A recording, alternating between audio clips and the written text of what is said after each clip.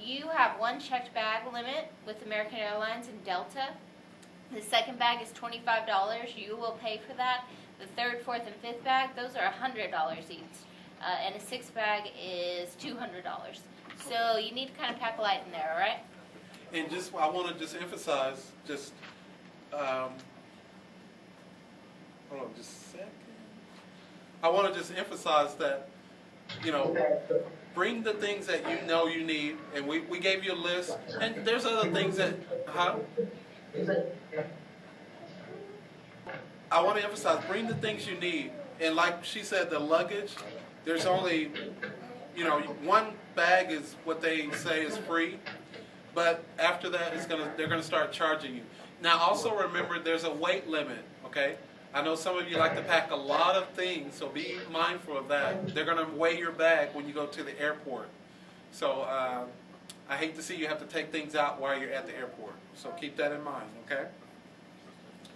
Alrighty. The next thing I guess we'll be talking about briefly is, go back to these, is kind of like what you need to be aware of, the dress code basically. I want you to be mindful that when you're wearing things here at the university, you're not just representing yourself, you're representing your hometown, you're representing your family, you're representing the program when we go off campus, okay? And so we want to make sure that your image that you portray, that people realize that's who you are, okay? So your attire is important. So the first thing, you know, not that you got to wear a suit and tie, of course, but wear modest clothing, nothing revealing, okay? But your clothing shouldn't be obscene, it shouldn't be vulgar. Anything on the shirt, just be mindful of that. That's not appropriate. Please enter the conference number followed by the pound. Okay. Ladies, you see on the screen, hold on a second. Ladies, be mindful of the halter tops. You know more about this because I don't wear it. But the spaghetti straps, those are not appropriate to wear. Okay? You can wear it in your room, just for you and your roommate, but not outside of that. You know, nothing where your back is showing, things like that. Guys, or even ladies maybe, no spandex, you know. You won't wear that. We may go to the gym, for instance. You know, that's probably still not good to wear in the gym because you're around other students and other people and so forth. Your pants, guys, got to be worn properly. That means they're not sagging. You know, they got to be pulled up. Bring a belt with you so that you can keep them up. Okay. Body piercings. We ask that they only be on the ears. Okay. If some of you have them in other places that you traditionally wear, you can contact me about that. But we would prefer them only be in the ears. Okay. Ladies and guys, I guess, no head rags on your head, no bandanas, okay? But when we go traveling, when we travel, you can wear a hat, but hats should not be worn in the buildings, okay? And then the last thing, I guess, is the swimsuits. Ladies, your swimsuit needs to be one piece, okay? And that's one piece without cutouts, okay? The ladies, you know what that means. Guys, we'll just you need to wear trunks and then so forth. Now, I just want to say this, we'll probably have an opportunity to go swimming.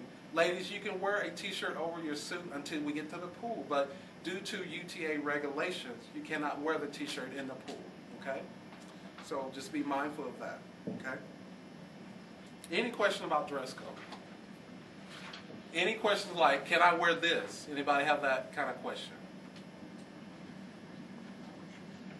All right, well, just briefly, our schedule for each day during the summer, we start pretty early. So you can bring an alarm clock.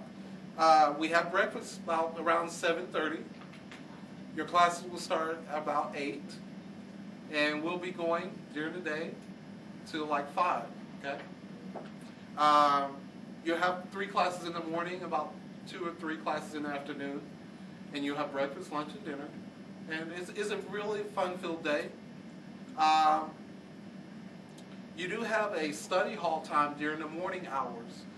Some of you, that way that you can complete your projects, do your homework, and we're expanding that a little bit. Those of you that came last summer, we want to make sure you have time to get your work done for your classes. So that'll be in the morning as well as in the evening. We're going to make sure you have some study hall time as well. Okay?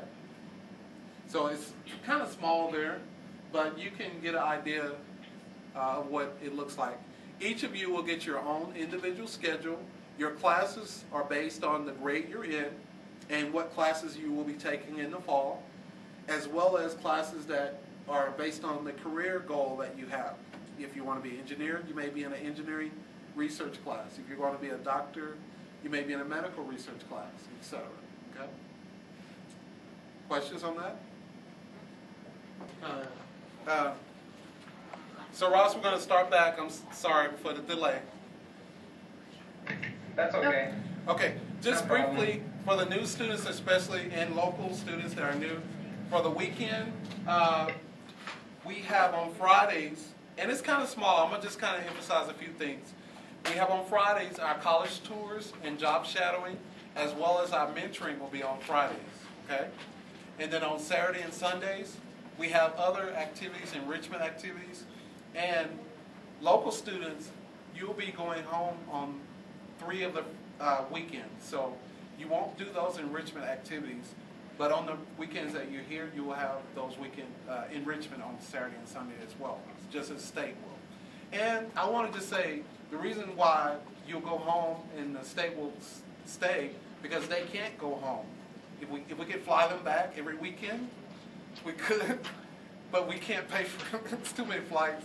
So that's why they stay here, and we only get to see them in the summer. So local students, just realize that. We do try to do activities with you during the whole year that we only do with them only in the summer. Okay? Does that make sense? Okay. And a similar schedule for the 11th graders. Okay. We're going to have an individual come up real quickly. Her name is Jennifer Lucan. She is with SOAR, the Student Support Services here at UT Arlington. She's going to share some information with you, so just give her your undivided attention. Good evening, everybody. Thank you guys for coming out to UT Arlington, and thank you guys for coming to your locations so we can teleconference with you. What I'm going to do right now is talk to you guys about bigger picture ideas here at UTA. I work with the Student Support Services Office here on campus, and I'm going to go through and talk to you all about what that office does and who we are. But first of all, I just want to let all of the students know that about 10 years ago, yes, I'm that old, I was in your shoes. I am a UBMS summer alum from the summer of 1999. I bridged in the summer of 2001, and by 2006, I had my master's degree in criminology and criminal justice. And I worked with Ms. Thompson and Mr. Raleigh for 5 years before moving to Student Support Services. Student Support Services is the big sister program of Upward Bound and Upward Bound Math and Science. We are what we want you to become eventually. Once you guys graduate high school and you guys come to college, we would like for you to participate in Student Support Services because we are the Upward Bound for college students, if you want to think of it that way. And I'm going to go into my presentation and kind of let you guys know what Student Support Services does, what it can do for you. And the reason why I brought up the fact that I'm an alumni member is so you guys know that not so much changed in 10 years. I was in y'all's spot 10 years ago at the 6 weeks program, and 2 years after that, I was in the bridge program. So if there's any questions or concerns that parents or students have, please feel free to ask me.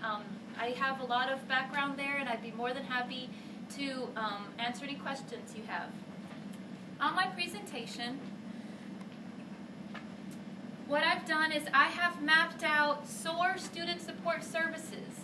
That's the program that I work for.